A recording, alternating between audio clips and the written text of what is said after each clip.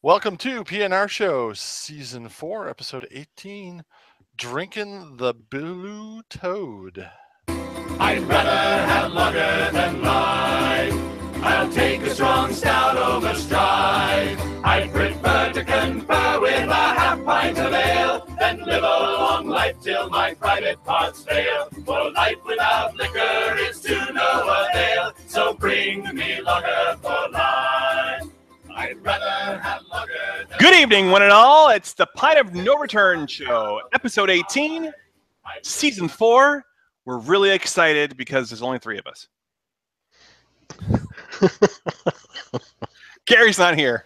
It's one less person to talk about how much lagers suck. We are, though, joined by Keith and Jeremy. Good evening, gentlemen. Hi. Hello. How are you doing this week? We had a week? Yeah, it's still, the week is still occurring. I guess I have a cold. I have a cold, but I have a beer in my hand, so Sorry. getting I better. thought that soup strainer you had on your lip would, protect you from viruses flying up your nasal cavity. You would think, wouldn't you? Maybe I need to just let it get a little bushier. I guess so. But I got to go to all Duck Dynasty with it. Yeah. Duck Dynasty. Yeah. As soon as thing? I get my 4x4. That is a thing. Yeah. They're still a thing, but they took their show off the air. Yeah, that's what I thought. Yeah. Much to the who had them? Lifetime or one of those networks. AMC or whatever. I enjoyed them. They were cute. Okay. So anyway, we are sans Gary this evening. He found better things to do. And but we could think of no better thing to do than to try some beer. And Jeremy is already hard at work at that endeavor because he is sampling the beer from last week. Jeremy, what are you drinking right now? I'm drinking the Crisp from 6 Point, which is a Pilsner. And they did a great job on this beer. Yeah? As you know, I'm not generally a fan of lagers. You may have heard that. You may not have. I've heard tell. Yeah. This is flavorful and crisp and refreshing. It doesn't have any odd off flavors that lagers have from time to time. And it's got a great bitter finish to it. They really did a nice job with this beer. And I'm enjoying it quite a bit. Well, I'll disagree with you on one thing, that the off tastes. We discussed last week that at least I am not accustomed to. Wow. Okay. Already, Keith? Already. I am not used to so much hop notes in a Pilsner or a lager, and yet the one that I drank and the other guys mentioned too, so he seemed to have some hoppy taste to it. So, are you getting that as well? I'm getting it in the finish more than anything. The bitterness. No, so that's different than most lagers. I mean, lagers you're not going to really find that. Pilsners you don't generally find a finish on lagers. Oh my God! Can we just have an objective conversation about lagers without insulting lagers? Nope. It doesn't. It's not a hugely bitter beer on the. They say it has 44 IBUs, which isn't crazy bitter. I'm looking on their website. No, it's not bitter, but the taste of the hops is there. Yeah, and it's interesting. The hops they're using are German Tettnager and Hallertau, so they are the correct hops for the style. Maybe they use more than a typical Pilsner. Yeah, but so where I'm going with this is, do you think maybe that overtone of hops is adding to your overall enjoyment of the beer? And in other words, that's why you like it so much? I'm not sure, because I'm not tasting the hops in the beer as much as getting them as a bitter finish, which I do like that. I like the finish that it's giving me, but I don't. Would you call that the flavor of the hop? We also noted citrusy tones to it too, both grapefruit and Rob said orange peel. I'm not getting that too much, but I also have a cold, so I could be. That's what I'm wondering too. You might be missing the front forward hops in your cold as well. The sour. Yeah. But I think I'm enjoying it. I would drink this a lot.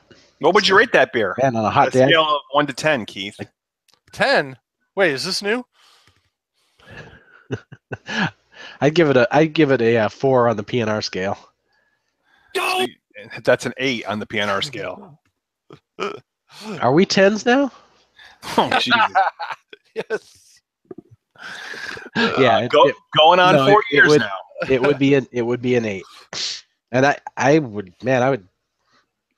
like on a hot day, this is a go-to beer easily. Unfortunately, we don't see it over here too much. Good.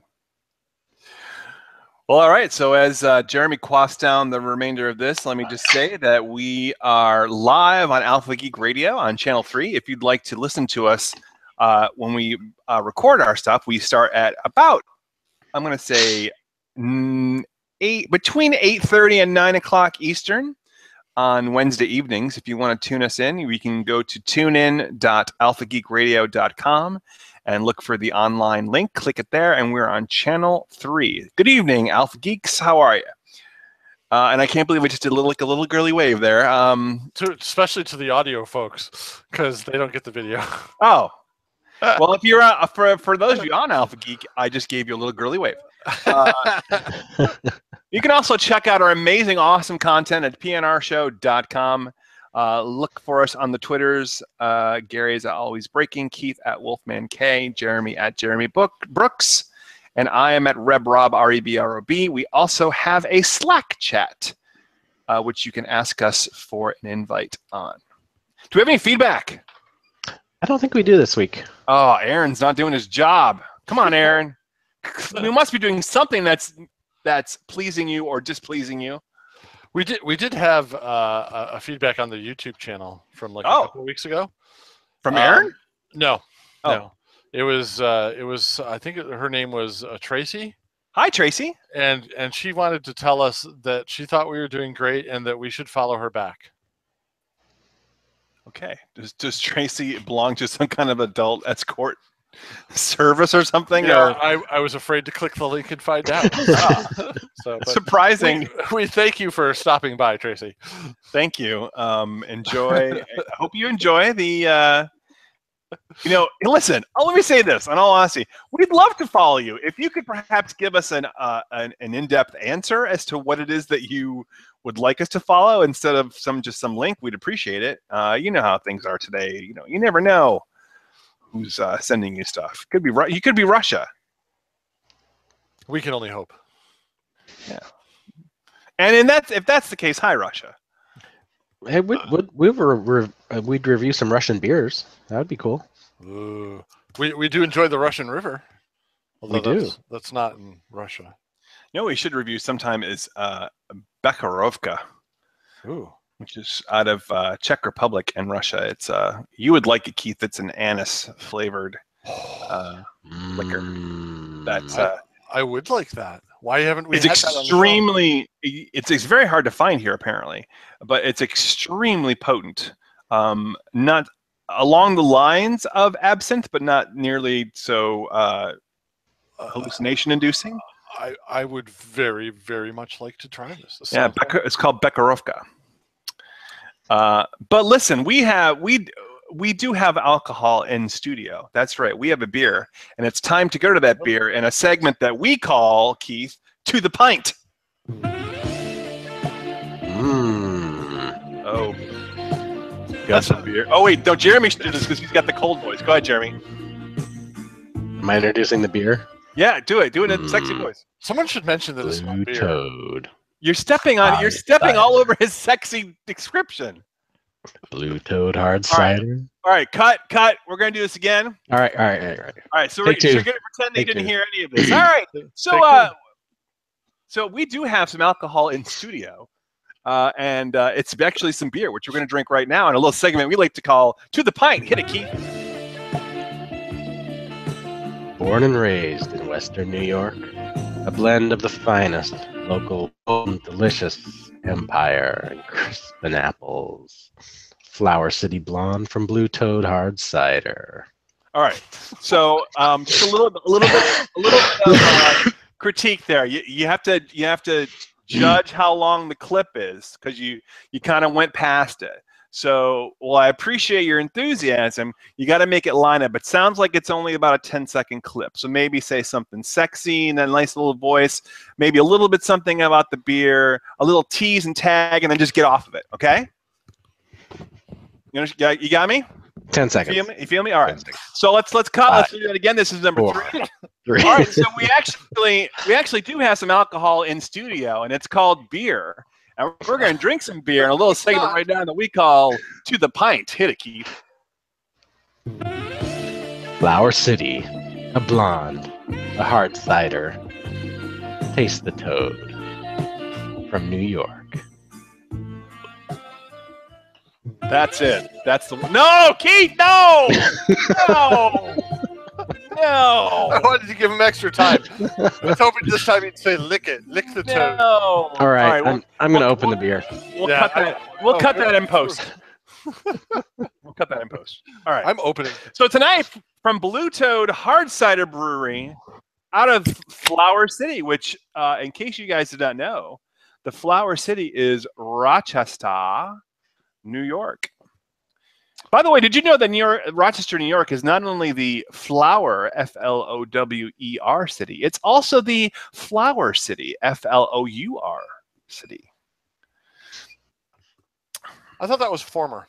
I thought we were formerly the flower, Flour, and now we're the flower. In some circles, we're still called the flower city. So, well, I think we're called flower either way you say it. It's just how I understand, but we used to be the flower city. Yeah, but now we're the flower city. Yeah, well, we're both. We're the flower city and the flower city. You have to, embrace. You have to embrace your tradition as well as your future. This is comedy gold, folks. Comedy gold. Out of said Flower City comes the folks at Blue Toad Hard Cider, and they have for us the Flower City Blonde. This is actually hyper local. This is more than just Rochester based. This is my suburb of Webster based. Blue Toad sources its apples from Schutz Cider Mill, and right there on Plank Road in Webster, or some people call it Penfield, but they're wrong. It's Webster. Yeah, they are wrong. Yep. And some of the best fry cakes around. And in the winter, or in the fall and winter, you can get some great unfiltered pressed sweet cider there. And they just opened. Blue Toad went into collaboration with them, and they have a Blue Toad cider tasting room right in Schutz now. And you can get this on tap, which is almost crystal clear on the camera. It's got a slight yellow tint to it. So for the benefit of the East Coast impaired the audience, what's a fry cake? It's a donut that's been fried in oil. So if you took like a cake batter type donut, a ring of it, you fry it in oil literally until it's crispy, and take it out and put it in a box of 12. And sometimes you put powdered sugar or cinnamon sugar, or if you're like me, you just like them plain. Yeah. Well, that sounds good. Yeah. See, perfect for dunking in sweet cider. Let me tell you something about Schutz Cider Mill. If you're in Western New York and it's the fall, and you go on a Saturday to Schutz for some cider and some donuts or fry cakes, as it were, if you're Keith, or some crisps and some apples, you better go early, because there is a line out the door for cider in the fall. That is how good it is. They press it right there, and usually that day, as you go through like later in the day and you wait in the line to get to it, they're actually putting them out on the counter as the cashiers are handing them over to you to sell. So I mean, it's like literally hot off the presses. If there is one thing that I intensely miss about living in Western New York, it's the fall. Fall there is awesome. So this will be a little taste of home. This is a little taste of home. This has been going on for about 2 years now. I think it'll be its 3rd year this fall. They have several flavors. They do an amber, which is kind of a more traditional hard cider. This is the blonde. As you can see, it's really, really light.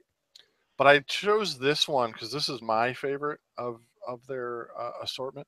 I like the honey sweetness that comes with this, and it's super easy to drink. Yeah. In fact, almost too easy to drink. Yeah, 4.9% alcohol by volume, so it's not going to kick your ass, but it's going to taste really, really good. So, all right, you ready, guys? Here's looking at you. Prost.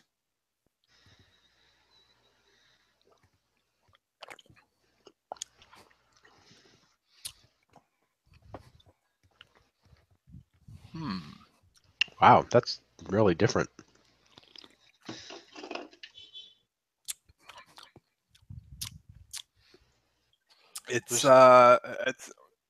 Yeah. There's a very, very slight carbonation to it, which I kind of dig. Slight. Just enough to clean it up. I think it just kind of makes it not stick to your mouth and throat. Like yeah, when he says slight, it's like almost English ale slight. Very slight. You can kind of see it in my glass here, I think. A few bubbles going by, but it's very slight. Yeah. So, I tell you what, you definitely get the apples. It's not super sweet, but it's got that crisp sour taste to it. And the description there, I was looking for it because as I first tasted it, I thought, I'm almost getting a little bit of pear too. And I looked at the description, and it does say finishes with a luscious pear note to it, and that's for sure because it does have that kind of pear finish. You definitely get a lot of fruit flavor in there. It's not like some ciders where it tastes like flavored sugar water that they've added vodka to. It tastes like apple juice. But definitely with the hard edge to it. It's nice, and a little at first it was a little sweeter than I prefer, but that fades quickly, and then it goes into a nice dry flavor. Right. I like. It's I not the cloyingly dry sweet. finish of this. Yeah. And the other thing that's interesting, I mean, Keith and Jeremy both have held up their glasses to the camera, and it's extremely clear. It almost looks like they're drinking glasses of water. And in blondes, you're very used to at least, I mean, a yellow tint to it, of course, but of cloudiness too. And this is like clear. Yeah, it's crystal clear. Yeah. Yeah. Even sweet ciders are generally a little cloudy. So something about their blonde, they've got it really clarified, which is, I think, unique. You could almost serve this in a wine glass, you know. You might be hard pressed. You might be hard pressed when you serve this to. Was that a cider joke? Yeah. And if you didn't tell anyone, you know, they might guess it was a hard cider at first. That's nice. What do you think this would pair well with, gentlemen? If you had this set this down to dinner, what would you be enjoying? A fry cake. I'm thinking fry cakes for dinner. I'm thinking like a grilled pork chop. For sure. Yeah, that would work well. I when I taste this, I want cheese, like a blue cheese, apple and cheese, and can't go blue wrong with cheese that. or a real sharp cheddar. Yeah, I was going with a real sharp cheddar, but anything with that sharp flavor like a blue would be great. Yeah, there's enough acid in here that it would cut the cheese. it would work really nicely with strong flavored cheeses, I think. Yeah. You could even do like a simple like grilled cheese with some cheddar, and maybe some slices of ham in it or something like that would be a nice. This might also make a decent marinade, maybe with some fish. That might work. You know what? This would be nice with a pizza, like a 4-cheese pizza. Yeah. Just a simple pizza. Well, this is good stuff.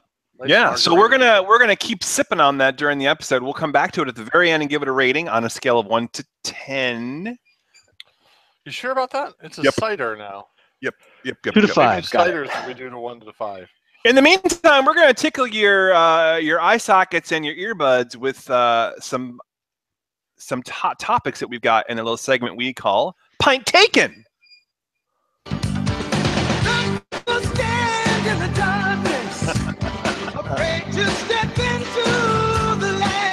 The Baywatch. Is that the theme from Baywatch? Yeah, that is it. You know what? I am not embarrassed to say I have never watched a full episode of Baywatch. They made full episodes? Yes, it was on for a long time. Now, I will say I've watched plenty of clips of Baywatch, but never watched a full episode. Let me guess. All those clips involved a lot of running, jogging.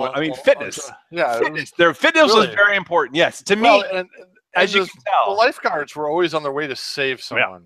Yeah, fitness is extremely running. Just running and running. Not so much the guys. I mean, Hasselhoff, I pretty much always knew he'd get there in time and save them. Yeah. The lovely ladies who were enjoying a lot of tension around the girls, whether or not they'd make it. There was a lot of tension in their bathing suits as well. Well, they did bring their own flotation devices. Well, in fact, safety first. Yeah. All right. So our topics for the evening come to us courtesy, or the first one, courtesy of IO9. Yesterday announced that The Right Stuff, the book from 1979, Tom Wolfe's book about the space race and the Mercury program, has been optioned for a TV series on National Geographic.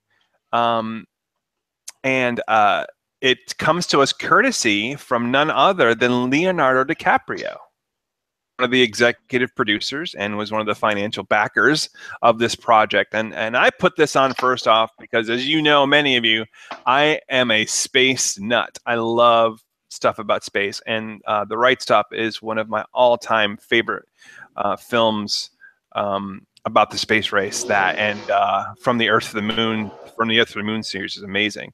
So the idea that they're going to go much more in depth on the Mercury stuff, whereas the Earth to the Moon stuff was more about the actual moon race program,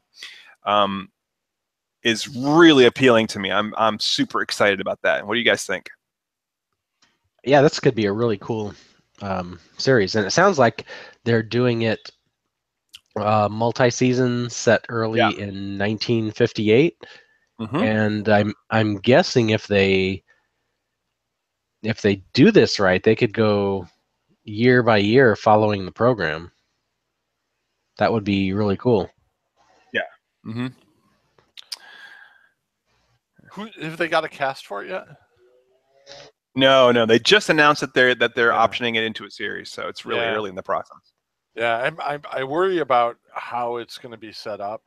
It'd be really interesting to see. I hope they do it right. Is all. It sounds to me like they're gonna go in the From the Earth to the Moon kind of mold. Which, if you have not seen that miniseries, I mean, go out and get it right now. Put together with Tom Hanks and a bunch of stars who guested in each of the episodes. I mean, I love watching and rewatching that series. Yeah, and so if they follow that mold, that'd be awesome. What made that though was the star power that was pumped. Oh, sure, yeah. But the stories were amazing too. They were, but I don't. I mean, their stories hold up on their own without the.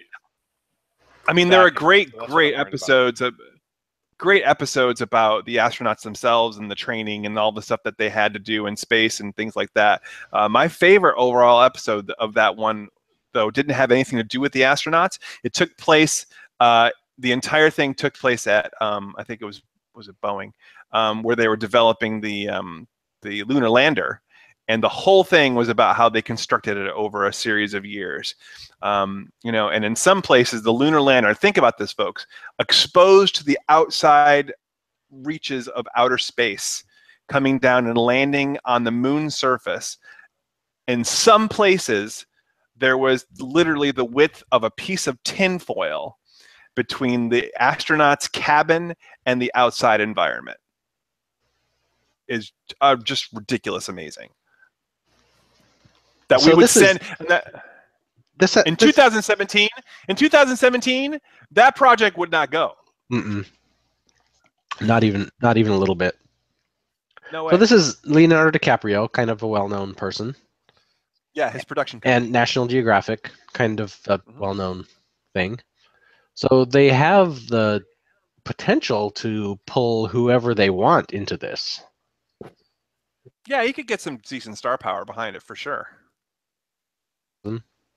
I'd like to see like Caprio attach himself to it, and then go from there. Because then I know it's going to get something going. But the fact that they have not announced that is troublesome. I mean, you've got some great roles in there. Not only the Mercury 7 astronauts, but Werner von Braun and JFK and Lyndon Johnson, but also the astronauts' wives, which a lot of their stories are just as compelling as the astronauts themselves. If you've never read, if you've never read The Right Stuff, it's a fantastic read. Not only about the program itself, but about the hotshot fighter jocks in the period before the program, before they were recruited, and how steep the competition was and how dangerous it was. It's really amazing. So we'll look to hear more about that. The timeline is yet to be announced, but as of yesterday, it has been optioned. All right, so you guys ready for news? Matt Groening, everybody's favorite, well, most people's favorite primetime TV cartoon series creator behind The Simpsons, which has now been on the air for 24 years, I believe. 1989, I think. Coming up on 28 years. Coming up on season 29. 29 years. I mean, as well as the super hit Futurama show too. He is getting ready to launch his next cartoon animated series. This one will, of course, be on Netflix, and it will be called Disenchanted. Following in the mold of Futurama, this one is going to be set in a fantasy world called Dreamland. And super excited. It could be good. I mean, I think they're going straight up for Game of Thrones. Oh, of course. Type thing, but this is the market. This is the time to strike while the iron's hot and put up some parody stuff against that. And I think they could have nailed it just in concept. So this probably will be awesome. I'm hoping it will be as long-lived and loved as his other projects. Oh, yeah. It's to hit Netflix in 2018, and it will be about a hard-drinking young princess named Bean, I love it already, who goes on a series of misadventures with an elf named Elfo and her own personal demon named Lucy. Get it, Lucifer? It's about, according to him, his quote is, it's about life and death, love and sex, and how to keep laughing in a world full of suffering and idiots, despite what the elders and wizards and other jerks tell you. It will feature, in the extended voice cast, a lot of Futurama folks, John DiMaggio, Billy West, Maurice LaMarche. So all of those guys are going to have parts in this series. So yeah, that's going to be awesome. And Netflix, I mean, they have, I mean, they're just printing money.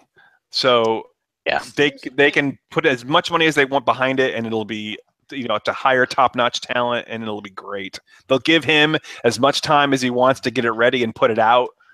Oh. Yeah, I think Hebus.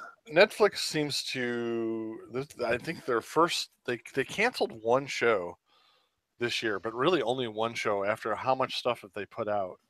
Yeah. It's impressive to see them just churning new content out, in addition to keep giving us the same stuff we've always loved from Netflix. So I gotta think. Yeah, it used to be you had these gigantic. You used to have these gigantic press releases about these new series coming to Netflix or Amazon, and you check them out, and now you turn around and like 7 or 8 have premiered in the last week. Yeah, that you didn't know about. To keep track of the original content. Some really good stuff, some not so good stuff, some stuff just for kids. I mean, I started watching the new Keith. I don't know if you saw this, the new Castlevania series on Netflix. I've heard it's awesome though.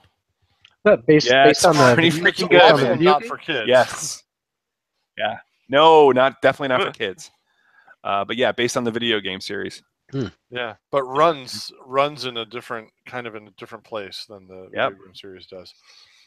Speaking of new series getting ready to drop, Amazon just dropped its first episode of The Tick. It's not releasing them all at once like Netflix does. It's going to be more systematic about it. But the first one is out there. I haven't watched it yet, but it's up there. Did you see the pilot? I did see the pilot. Loved it. Yeah, I love the pilot. So yeah, I'm going to check that out. Love the pilot.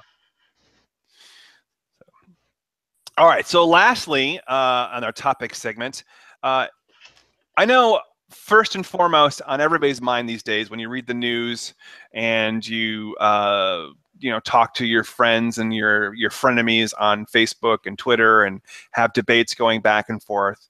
I know that the number one topic on everyone's mind right now is how would an alien species invade Earth? I mean, you're thinking about that, aren't you? Yes. Yeah, that's my primary concern every day. Clearly, yes. Well, I did some research, and I have for you now the 10 ways that an alien race could invade Earth.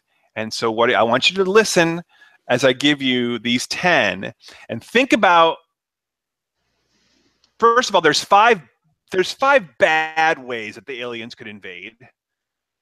Good ways that the aliens can invade. So I want you to listen to these and then pick the one bad one that you think it would be and the one good one, if it was to be good, you think it would be. And then overall, which of all of those is the one that's going to actually happen? All right? Okay. So you want to start with the good or the bad? I'll let you choose. Let's start with good. Okay. All right. We'll start with the good. All right. The good news is, so it could be Men in Black, where they kind of just infiltrate in secret and take up places in society, kind of like immigration. They bring along a lot of technological advances with it. You know, every once in a while one that comes along that the planet or the rest of the galaxy, and we fight them on a secret agent level. Take the good with the bad, as the article says. So it could be Men in Black. There's a lot of good stuff too, right? I mean, you get Michael Jackson and cell phones. So that's one. The next good way is Star Trek First Contact, where you have a benevolent, peaceful race like the Vulcans that see us in our dystopian badness and come down and offer us a new way, a new path full of peace and enlightenment and logic. And eventually, if you're good... Yeah, humans would have just shot him. Yeah, it could be that. It could be the third one, the movie The Arrival, if you saw it from last year with Amy Adams and Jeremy Renner, where spoilers, a group of scientists come down to the desert to try to figure out what language these aliens are speaking and what they're trying to tell us. And they may actually be trying to save us all. So they may have a message for us about our future. How about Galaxy Quest, where they've watched our historical documents and have decided that we actually have the best way to go about space travel and come to us seeking us for help. Go to our Gen Con and Comic Con folks as our gurus and our gods and use them to foster in a new era of space exploration and joy. That's such a good movie. Right? And then finally you have the Iron Giant. You have the aliens coming down to invade and not making a big stink and a huge parade or celebration or bringing a bunch of technological advancements. Just a robot and a little boy and the friendships that they meet. Yeah, they may be chased by a paranoid paramilitary organization and a power-hungry general, but the little boy and the gigantic robot, helped out by Harry Connick Jr. and Jennifer Aniston, just a friendship buddy movie. It could be that. That's how aliens could come.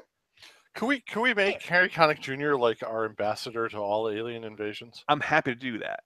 I think he'd be great at it. Because he just has this calming influence. He does. Yeah, you can't play a little tune and sing it down from the ledge. Certainly not able to be mad at anything Harry Connick Jr. does. Yeah. Oh yeah. So those all sound really good, right? Okay. What could go wrong? Okay.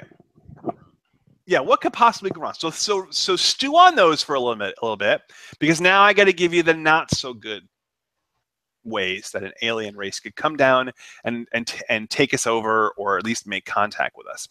The first one, Space Jam, where they go to an athlete who can't act but really wants to get into the movie business, and they come down and take over maybe some of our cartoon characters and force them into, gladiatorial matches in sports. So many levels. If you've seen, so it could be that. That's not good. Yes, you might get Bill Murray in your movie, but you still have to deal with, Michael Jordan trying to emote. That's bad. So next on the list is Independence Day. Now, if you're worried about, real estate and property values and destruction and insurance and having to rebuild, okay, so this is a bad one, because those guys, it seems like all they want to do is tear shit down. It's like the first half of 1 million episodes from HGTV. It's all demolition. It's no redesign. Bad on every level. All right. So we agreed that's pretty bad, right? Yeah. How about Alien?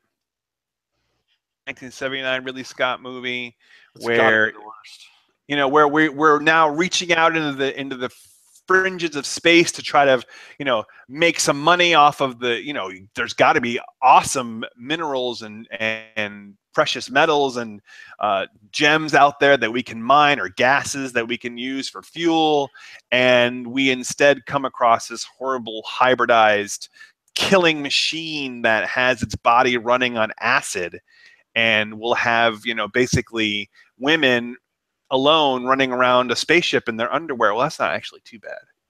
No, that part's okay. It's the chest busters you got to worry. Yeah. You do get androids. You get androids if you go with the alien route, but it busts out of the chest.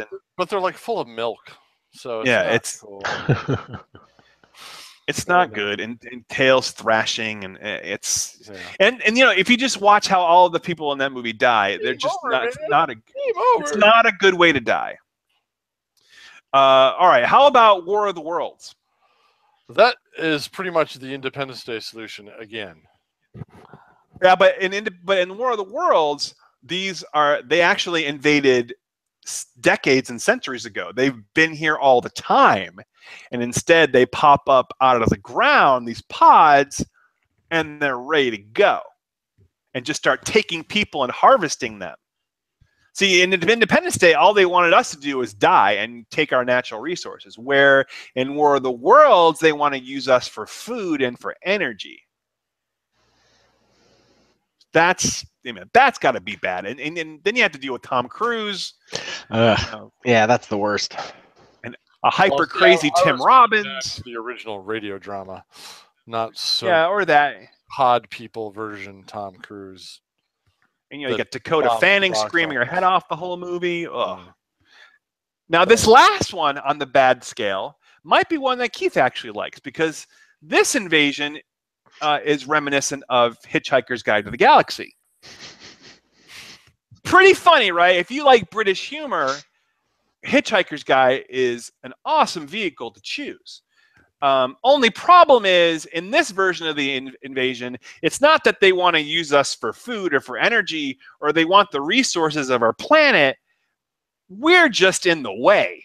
Yeah. And we've got to get out of the way for a hyperspace highway. Yeah. So we're like lower than an ant and just need to be removed. Well, the plans were on file in our local office. That's true, and we had plenty of time. We could have reviewed it. We really had plenty of time to review it and lodge complaints. And how long were the dolphins telling us that something was coming? Not only the dolphins, but the mice. Really, the mice too. Yeah, absolutely. So that's really our own fault. The Vogons, I mean, they're while they may have sympathies, they do have a job to do. Yeah. So just remember to bring your towel and don't panic. So, all right. So you got the 5 good, the 5 bad. They are quickly, again, the good ways: Men in Black, Star Trek First Contact, Arrival, Galaxy Quest, and the Iron Giant. Which of those good invasions would you choose for us? Let's start with Jeremy. I think Men in Black. You go Men in Black? Yeah. You got a kick-ass soundtrack and some nice weapons. Well, we get some good stuff out of it.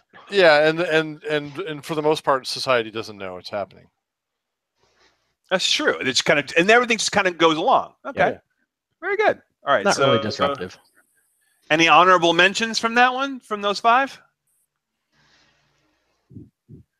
No? It's okay if you say no. I want to say I want to know where V sits in on this list. V is a separate category. Come on. Not one that not neither one that, good nor bad. See, that's not one that Gizmodo chose. Unfortunately, I'm sorry. I can't believe they've skipped over that. All right, so Jeremy and Keith are going to go with the Men in Black scenario, the MIB scenario for our good invasion. All right, guys, we got to hunker down and choose a bad. You've got Space Jam, Independence Day. Are we choosing the best of the bad, or are we choosing the worst of the bad? You're choosing. That's a good question. I guess since we're choosing the best of the best for the good side, we should choose the worst of the worst for the bad side. What do you think? Yeah. Yeah. Okay. I'm with you. Okay. So Space Jam, Independence Day, Alien, War of the Worlds, or Hitchhiker's Guide. I'm going to start this time with Keith. How will it happen? The worst of them for me, because they had such a wonderfully traumatic, but traumatic effect on me, was definitely be the Aliens one. Chest bursters, man. That's pretty much the worst. Yeah. It's other experience. And face huggers. You got the face huggers too. In every other experience, humanity probably ends, but there's time to deal with it, to come to grips with it. There's no time to deal with the fact that an alien's bursting out of your chest, a new alien life form, and you can't really. There's no way to deal with it. So, all right, yeah, I think that's pretty much got to be the worst. Okay, Jeremy, what's your worst? So Alien's bad, but still we can fight it. The worst to me is Hitchhikers. We can't fight it. It's just it's game bureaucracy. Over. I mean, yeah, but I empathize. You can't fight red. You can't fight red tape. It's just it's gone. You can't. There's no chance. But you can maybe hitch a ride off and find out that your planet was really a supercomputer and come back to live on it again later. Yeah, that's true. That's true. I kind of lean towards Jeremy what you're saying, because there's just, I mean, I would like to think if we're going to be taken over, I'd at least like it because we mattered, that they needed us, or they found us, that we were a threat, or we had something that they lacked. I wouldn't want it to be because we were the old lady's house sitting in where the parking lot was supposed to go. Right. Well, yeah, but it's not that we didn't matter. It's that we didn't care enough to do anything about it. Which, if humanity's going to go out, that's probably the most likely. And the other thing I will say about Keith's, although that is kind of terrifying, the alien scenario, at least it's 150 years in the future, so we won't be around for that. Yeah. All right, so now, guys, I'm gonna hone you down, and I'm gonna ask you, how will the alien invasion actually happen? So it could be the best of the best, or the worst of the worst, or one of those other ones that we mentioned. What is going to be the reality of how we all go down? Well, Jeremy, what's it going to happen? Men in Black, it already has happened. We think we're already in it? That was the document. That was the. Was it documentary? That was the reveal. Yeah, we should just call MIB a documentary. I think so. Yeah. Yeah, it's a reality show that we're actually living right now. Okay, possible. I gotcha. All right, Keith, what's going to happen? How will it happen? Well, or I'm has it going to already agree happened? that it's already happened or is happening now, but it's none of what we've talked about before. Ooh, you're going to the wild card. I'm going wild card. Here it comes. Oh, I'm crap. gonna play the bacteria card. Oh no. It's going to be a bacteria that essentially changes humanity to make us do what it wants us to do, and perhaps it's already happened. Soylent Green? Trump. No, that was a. No, it's got to be like an actual movie. We're supposed to get all real on me. Oh, sorry. Sorry about that. Jeez. Well played, Keith. Well played. By the way, just on a side note, we do not on the Pint of No Return show tend to get political. It's no, and it's that's Keith's usually hot. my rule. So, but I would like to say tonight. But I would like to say that it was just announced this afternoon that Dancing with the Stars is searching for its next set of celebrity contestants, and they have reached out and have confirmed that they have reached out to one Sean Spicer, recently departed press secretary for the Trump White House, which seems bizarre and weird. But if you're reading any news or keeping up at all with current events lately, that sounds about right. love Wouldn't you agree? Yeah. Spicy potato, gotta have it. I'm gonna go. I mean, if I had to go with something that I think will happen, at least I hope will happen, I'm gonna go with Star Trek First Contact. I know we're on a road to basically destroy ourselves, but I'd like to think we got a best bud out there that's kind of keeping an eye on us and will pull us back from the brink just before it happens. Say, guys, listen. You need to focus on the hyperspeed and less on the chemical weapons. And by the way, here's a really cool way to put someone to sleep. And I got an awesome greeting for you. So I'm going to go with that one. All right. So we want you guys to keep, let us know what you think what your favorite way of invasion will be. And I gave you all those ways to contact us earlier in the show. So let us know. But right now, I know what you want to know. You want to know what our picks are for this week. You want to know what we're taking a look at. You want to know what you need to download, watch, listen to, or see. Because in our next segment, our half pint segments, it's time for our picks. Hit it, Keith.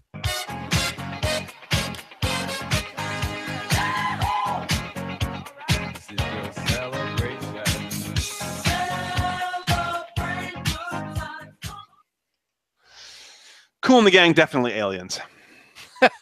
Clearly. Definitely. All right. Our pick segments for the week brought to you by Blue Toad Hard Cider Blonde. Flower City Blonde, that's what it is. We're going to give it a rating in just a couple of minutes, but you want to hear our picks first. Jeremy, what is your pick for the week?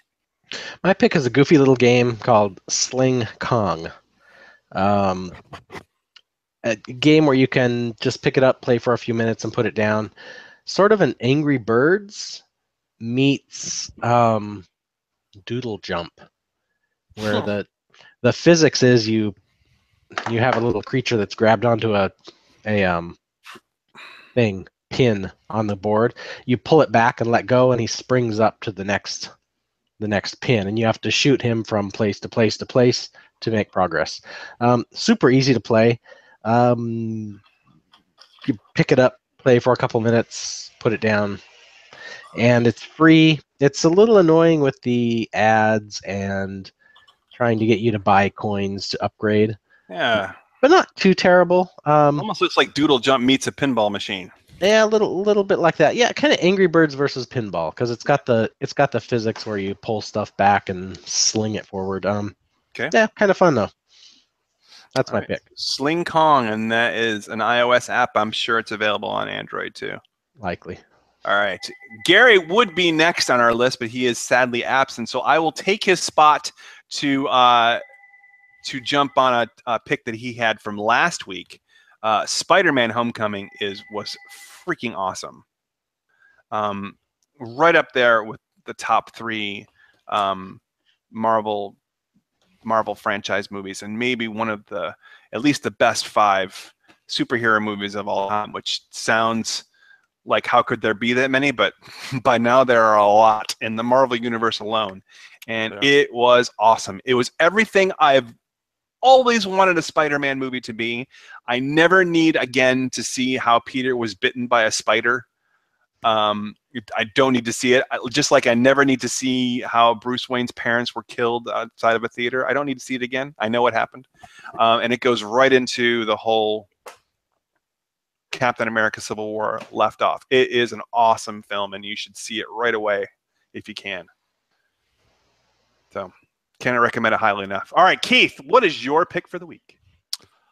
I tell you, I struggled with picks this week. I'm down to I've kind of really reduced the number of things I'm into right now because I've been very, very busy. So I'm down to just 2 games that I'm playing regularly, and there's both games I've picked before, so I'm not going to go into that. Hearthstone, but there's not any new apps I found that are terribly interesting. I'm not watching anything different on TV right now, so I'm really struggling with what to come up with. And I finally came up with something that I used a few weeks back, and I'm really pleased with the results. But it's not a normal pick for us at this show. It's actually a chemical, if you can believe it. I'm methamphetamine. I'm making a chemical pick. No, not a drug pick, but a chemical pick. Okay. This is a product by Loctite. And it's called Extend. And no, Rob, it's not that kind of Extend. It's not spelled with a Z or anything. Oh my God. We have to stop the show right now because I don't think I'm going to be able to continue.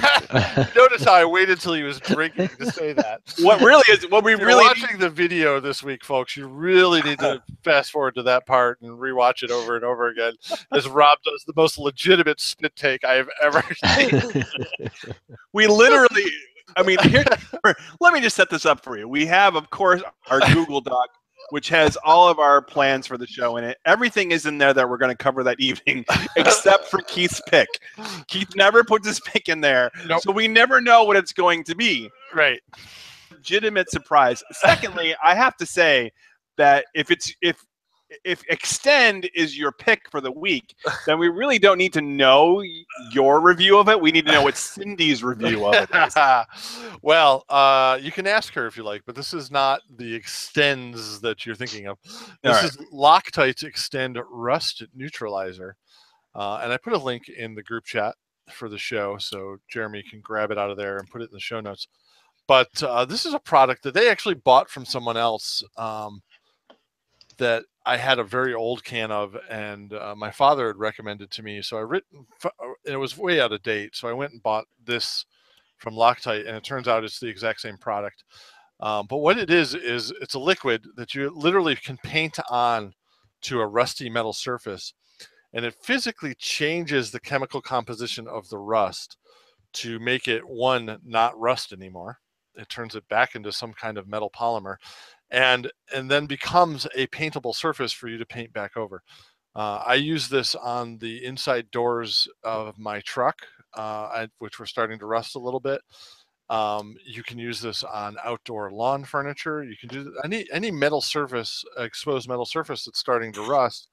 You can nail it with this, and it literally becomes a protective coating to the rest of the metal. It's really kind of neat stuff, and it's not terribly expensive.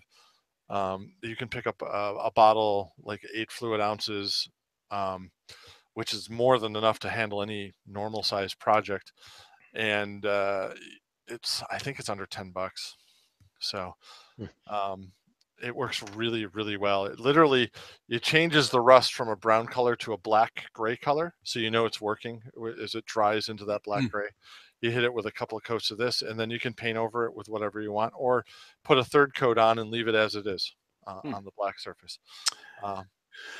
And when you buy it, the cashier will put it in a plain brown bag, so no one knows what it is that you bought. Yes. Gonna go buy some Extend. Your Loctite Extend. And it comes complete with a Buck Rogers adult video VHS tape. BD. Way to go, Buck.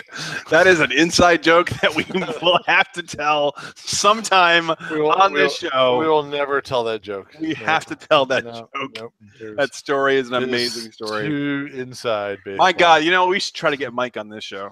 Oh, God. Oh, man, that would be great. I bet you have talked to Mike more than I have in the last few years. have not spoken to Mike in maybe 5 years. Yeah, me either.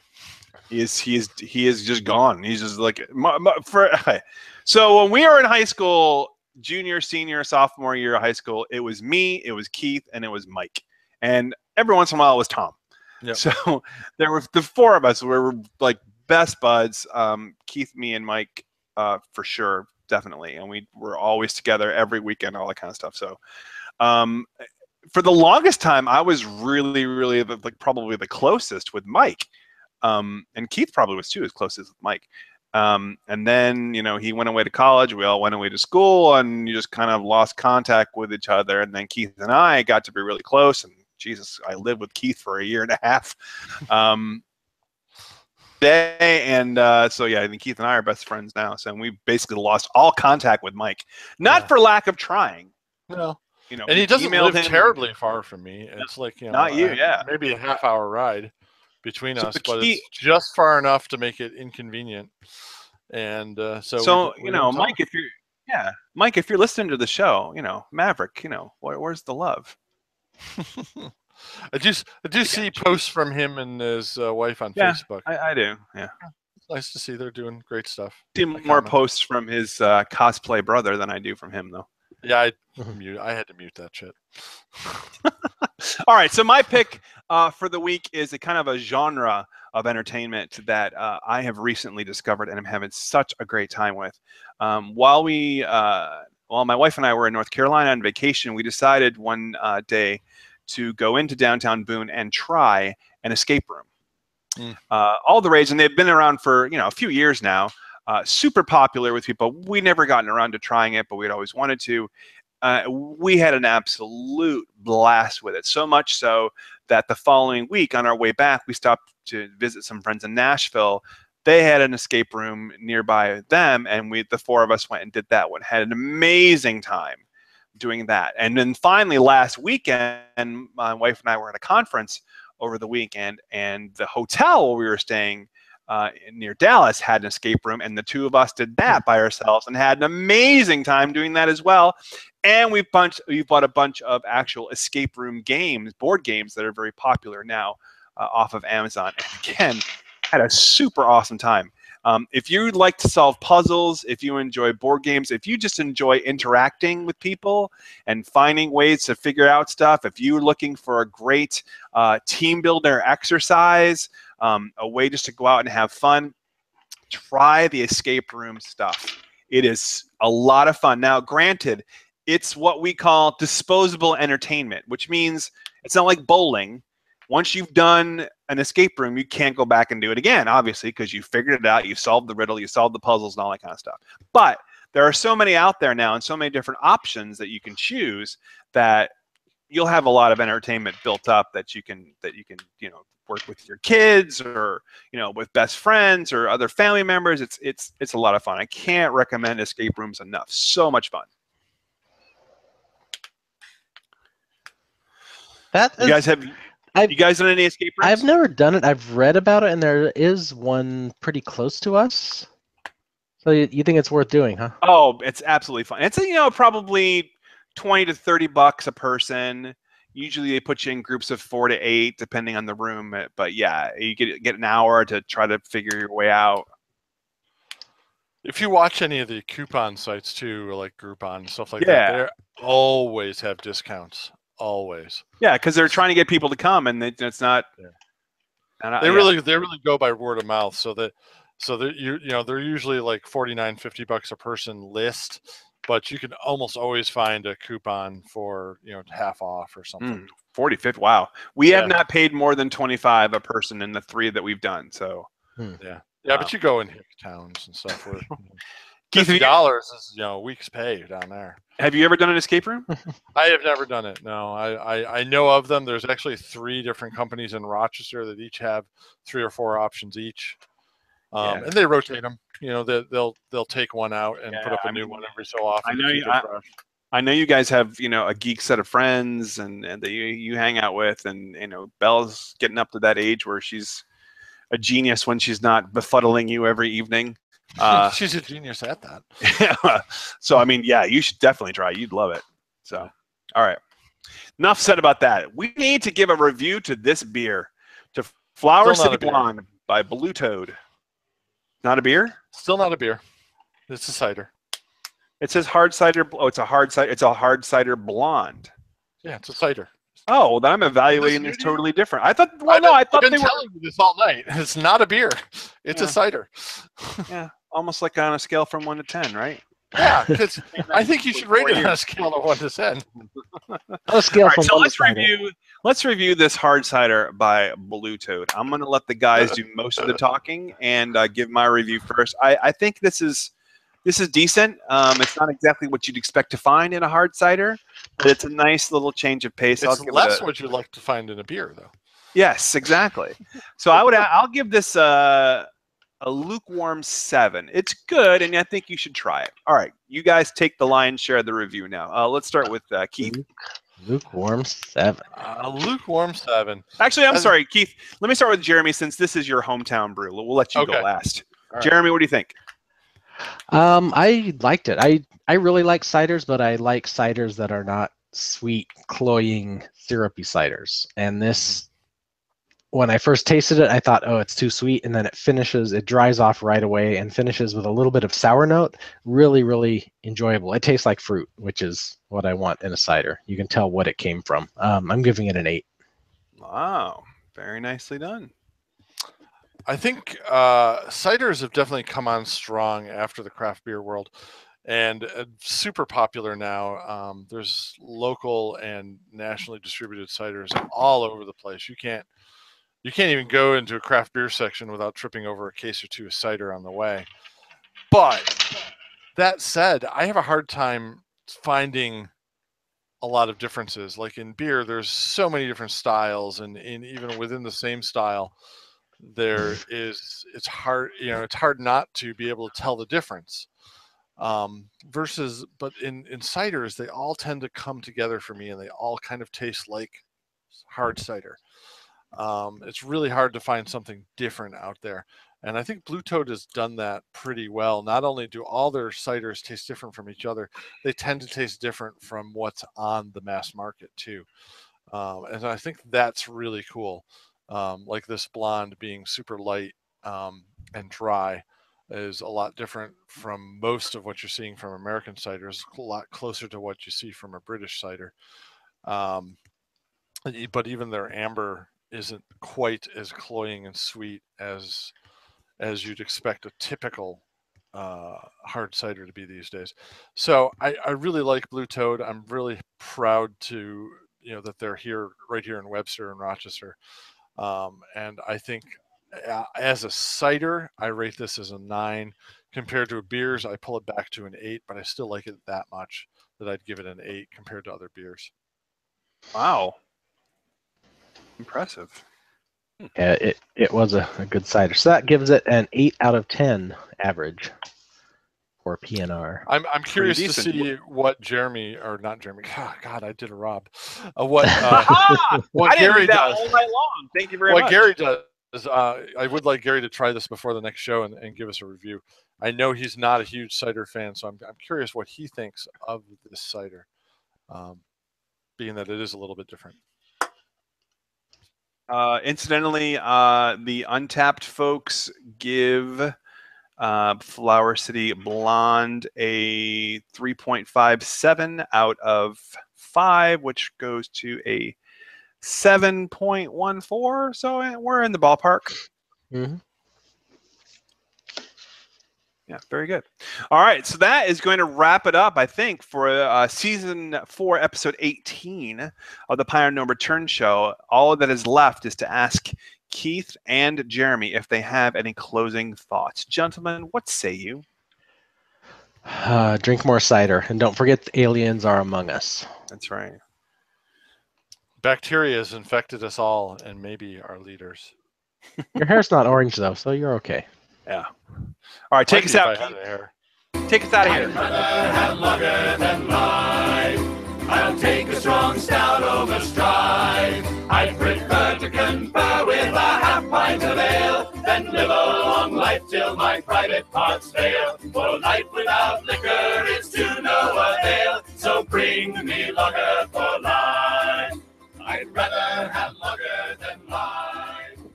I'll take a strong stout over strife. E.T. phone home and drink beer.